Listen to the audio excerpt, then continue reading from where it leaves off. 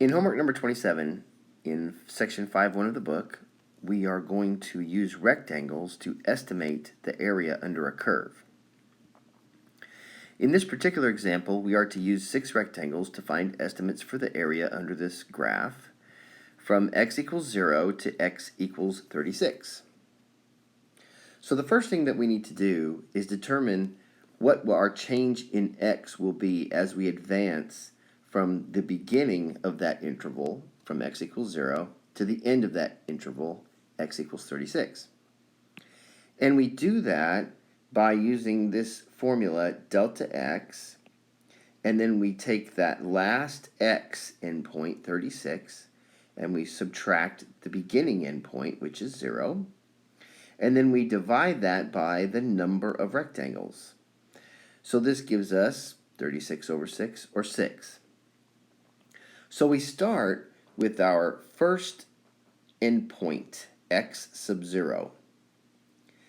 And that will be this beginning point of that interval. So where x is 0. It doesn't have to be 0, it just happens to be 0 this time.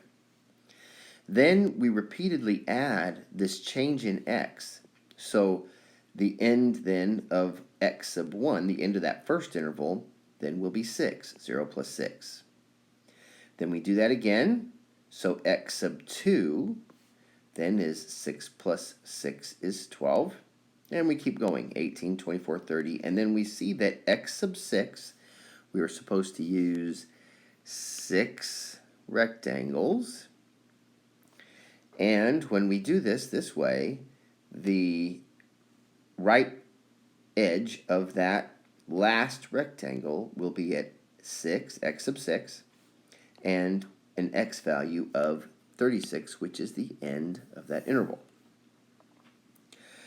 Now, so what we're going to do is we're going to draw these rectangles. So I've drawn the first one. In the first part of this problem, I'm to use the left edge, so the left endpoint of each interval to determine the height of the rectangle. So this function, when x is 0, then, which would be where the left edge of this rectangle would reside at x equals 0, we can see that that function value, so that point on the graph, is 27. And you have to estimate these in WebAssign with those graphs. Now, what I'm going to do then is draw a rectangle that has that height, 27, that's going to extend from the first edge, so from the left edge, x equals 0, over to the right edge, x equals 6. And why is it 6? Well, because that's what my change in x is. I determined that earlier.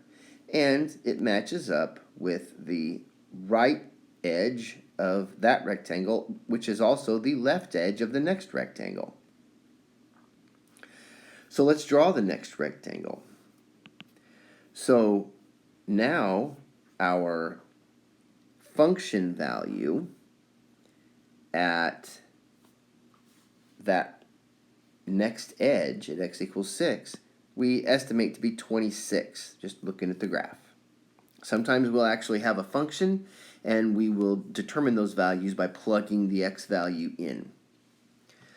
So what we're going to do then is draw a rectangle that has a height of 26 and extends over to the next edge.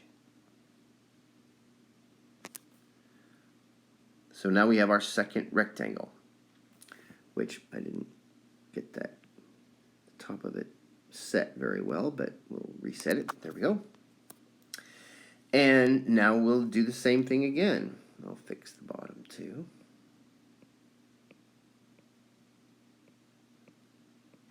Maybe I won't. Okay, so now we'll do that again. So we start at x equals 12 with a value of 25. And then we will extend over to x equals 18. So we go to a height of 25 Then draw a rectangle that extends from x equals 12 to x equals 18. And now we'll do it again. From x equals 18 to x equals 24, again, we're using left endpoints, or the left edge determines the height, so that's going to be 22.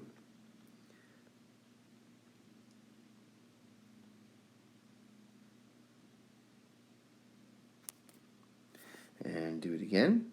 Now from 24 to 30, the height is, again, use the left edge, 18.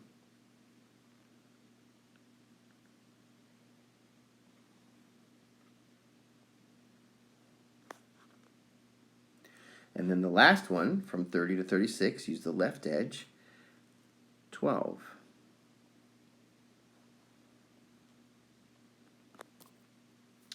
And there we go. We have our rectangles drawn. Now, this is going to be an overestimation of the actual area under that curve. So in this case, with our graph decreasing the way it is, the left endpoint approximation of the area, which we'll call L sub 6, will be an overestimation. It'll be an overestimation because I will temporarily shade these regions here. These regions here are going to be included in my estimation of this area. I'm using rectangles because I can just go length times width. But the actual area will just be what's under the curve. So what we have to do is figure out a way to get that actual exact estimation. And this is what we're doing, is we're developing the process of understanding what we're doing and then figuring out eventually how we're actually going to do that. So now, let's find these areas. Well, the area then for each of these rectangles is just length times width. So for the first rectangle that extends from x equals 0 to x equals 6, we'll call that a sub 1. So that will be then the length, which I guess we could call that the height. So that'll be 27 times the width, 6. And that gives us an area of 162. Now the second one then, a sub 2.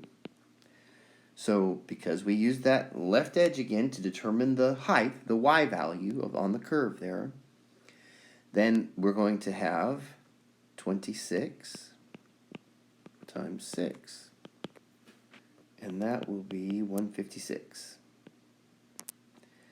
A sub 3 will be 25 times 6, 150.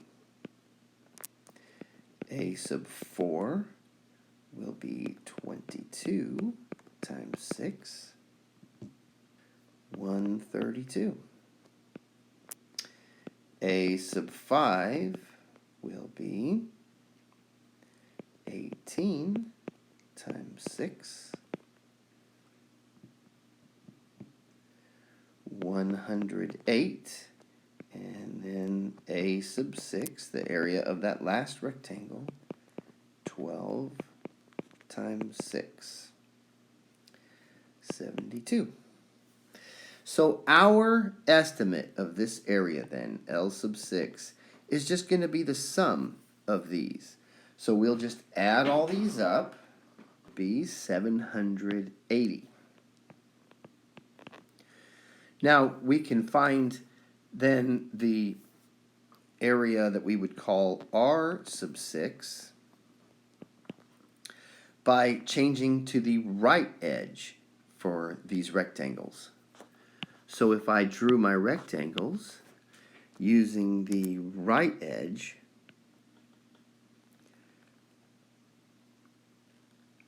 to find the y value or the height of the rectangle, then our rectangles would look like this. And we can see that the difference then between using the left edge and the right edge is that if we use the left edge, we have an overestimation of the area for this particular function. And if we use the right edge, we have an underestimation of the area for this particular function. So the actual area would be somewhere in between.